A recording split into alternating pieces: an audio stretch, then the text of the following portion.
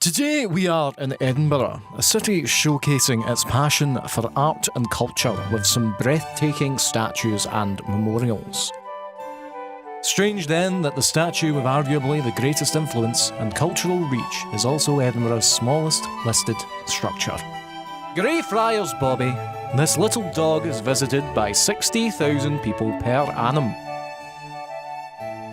It is also featured in films, songs, and even appeared in one of the highest grossing video games of all time. In 1855, Bobby was born. His owner, John Gray, worked as a police night watchman. Bobby accompanied his owner on every night shift until John's death in 1858. Bobby had clearly learned a few things from his owner as the little dog stood guard on his owner's grave for 14 years. Until the day he sadly passed and was laid to rest just inside the kirkyard where his master was buried. The story captured the nation's hearts and reached people all over the world. Angela Burdett Coates, a millionaire heiress and the chairwoman of the RSPCA, took such a shine to the story she commissioned the statue. Originally designed as a fountain from the sculptor William Brodie, a talented artist buried right here in Edinburgh under a much less famous statue.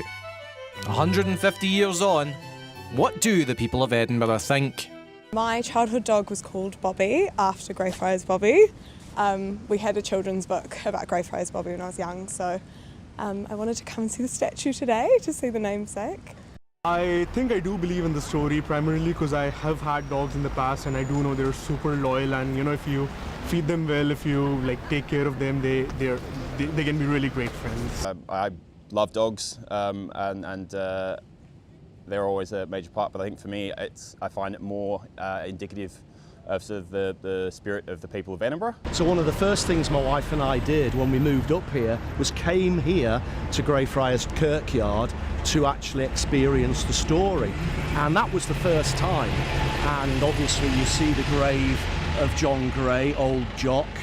That's where Bobby sat for 14 years, and then you see the grave of Bobby itself and that inscription which says, "Let his devotion be a lesson to us all," and that just tears at the heartstrings, doesn't it? That spirit is demonstrated by another memorial to an animal, however, this story is less well known. Wojtek, the bear. Do you know the story of Wojtek? No, I don't. No, I don't. I've never heard of Wojtek. I don't know much about the actual bear. I think someone came in to talk about it when the statue was erected in our primary school. I think the statue is really nice. I like the fact that it's got a little, you can give the nose a rub and you can see people have done that. I like the sort of the caring look on the man's face. I think it's a really lovely statue. I think it's really quite good. It's a good representative of what happened in the past. It kind of makes me feel happy. It looks joyful almost, or hopeful. He seems like he's smiling and the bear looks happy, so there's a cool story here that I feel like I've never heard of before. As Wojtek is so important to the people of Poland, we took a trip to Poland to see if we could find out more. I heard about the story some time ago, I guess in high school, on history classes maybe. I remember the Wojtek's photos on the margin in the history textbook, school textbook. So yeah, this history is in our textbooks. It's unsurprising that Wojtek is so unknown when the bear's story starts in Iran in 1942.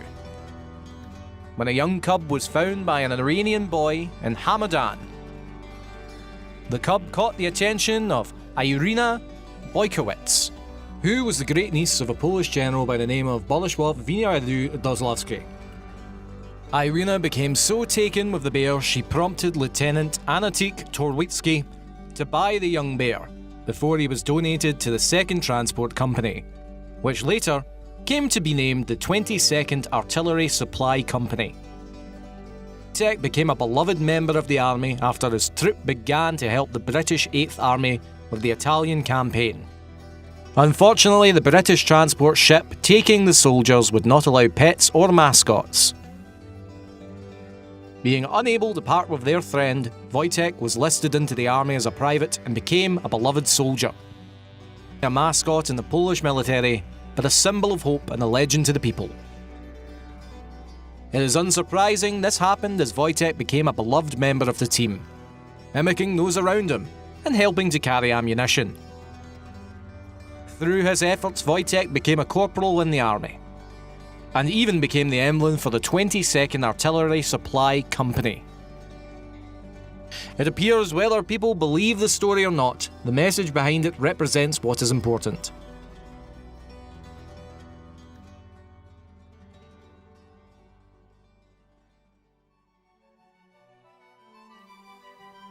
One thing you might have noticed that our furry friends have is the bronze colour of their noses. This is due to the belief that touching the nose will bring good luck. One person we interviewed had quite an interesting theory about where the story comes from. Well, this might be a little bit controversial. A lot of people touch Greyfriars Bobby's nose because somebody told them it's good luck. So that's why Bobby's nose is shiny gold, because the paint's been rubbed away by all the people touching Greyfriars Bobby's nose. Now, when I first moved up here to Edinburgh in 1993, his nose was black, because nobody was rubbing his nose. And I think, although this may be as big an urban legend as the story of Greyfriars Bobby itself, I think it was a travel company doing an advert that said, here's Greyfriars Bobby, touch his nose and you'll get good luck. And over the years, it's become an actual thing. So people rub Bobby's nose because a travel company told them to. But do you know what? That doesn't matter, because so many people have been doing it now. It must be good luck, doesn't it? Lucky or not, we have a feeling the people of Edinburgh will keep this tradition going for a long time to come. This is not the only part of these statues' history which is called into question. Many years have passed since the events which led to the commission and installation of these statues, and there is some doubt about the truth of some of the details. Does this affect the legacy of the statue and what it means to the public? It's a pretty long time ago, and obviously details can change and everything else. I don't know how much of that's, I suppose, important or relevant. He was a loyal dog. Don't know if he spent all day, every day here or not. It sort of inspired enough people to that. I think that element of the story is what matters. I absolutely do believe that there was some truth in it. Whether it's been embellished a little bit over the years, people have added a bit here and added a bit there, but it must have come from somewhere. And it's a story that's been passed from family to family. It's an enchanting story. I do believe in the story of Greyfriars Bobby. I think it's a really nice story, and I would like to believe that it's a true story. I think the story can give us all a message. For starters, I believe that if all of us, if humans in general, if we can be more like dogs in a sense, if we can be loyal and compassionate, and if we can be friendlier towards each other, the world's going to be a much better place. At least that's my opinion. Before we leave Edinburgh, we'll take you down the waters of Leith. The river winds through Edinburgh, and it's home to much of Edinburgh wildlife. However, perhaps the most interesting, the river also contains statues created by Turner Prize winner Anthony Gormley. Installed in 2010, these statues are not only striking but offer the functional purpose of measuring the water levels in the river. Tune in next week, where we will travel to Liverpool to learn more about Anthony Gormley's work, with the sister statues to the ones in Edinburgh installed in 2010. Both set striking in their own ways, and both strikingly similar.